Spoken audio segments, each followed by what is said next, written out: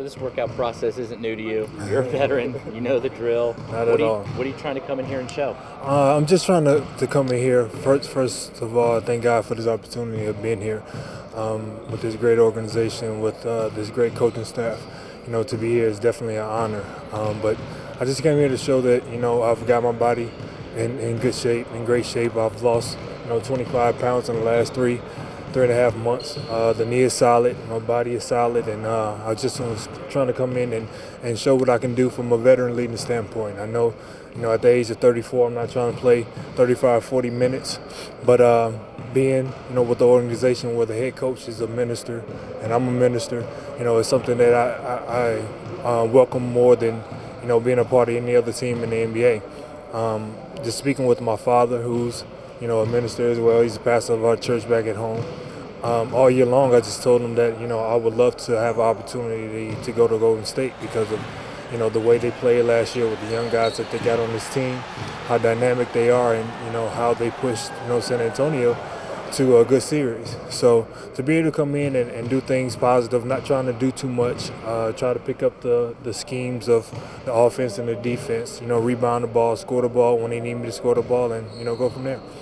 You mentioned your faith. How important is it? I mean, you're a born-again Christian. How important is that in this process? It's extremely important. I ran from it. I fought it for so long. And each and every time I chose to do things my way, God always showed up and let me know that it wasn't about me, over and over and over again. And when I finally got myself to realize that my purpose in life is bigger than what I'm about what is bigger than what I want to do. It's to help, people that's coming up behind me, my sons and my little cousins and nieces and nephews and things like that.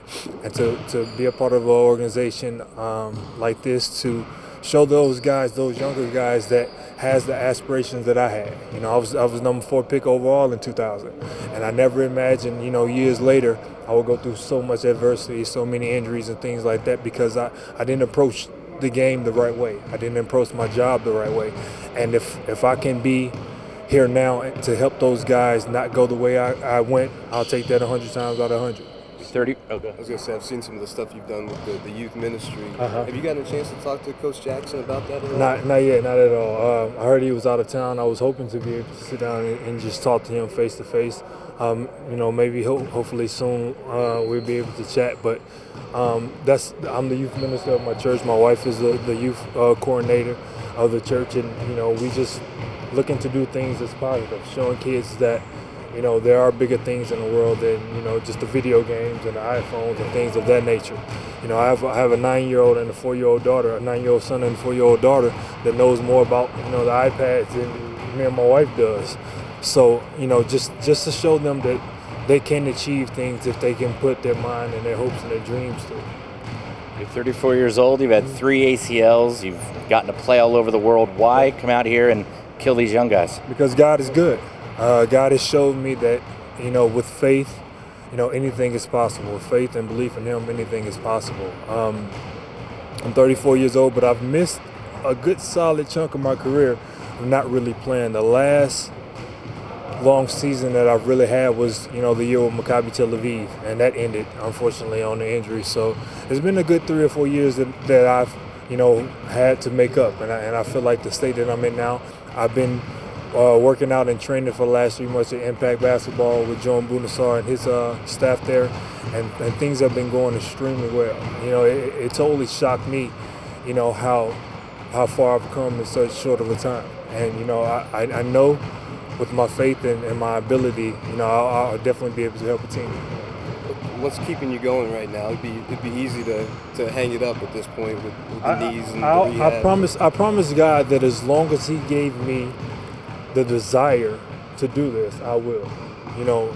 Through all the injuries and everything, because like I said, I took for granted, my talent. I took for granted the gift of my talent. I just didn't approach it the right way, not at all. I played with Scotty, I played with Charles Oakley, I played with Antonio Davis. I would see those guys, preparing for work. I would see them an hour and a half before practice. I was rolling in 15 minutes before practice started. Wasn't getting taped because I was more athletic than them and I was running. Then after practice, I was so busy and thinking about getting outside to you know, whatever Mercedes I had or whatever Bentley I had. And I remember one time I left my wallet in the training room, in the locker room, like an hour and a half later. I go back to the practice facility, and Charles and Scotty and them, they still up in there. You know, I'm like, man, these guys are crazy. It's an hour and a half later, and they still up in here.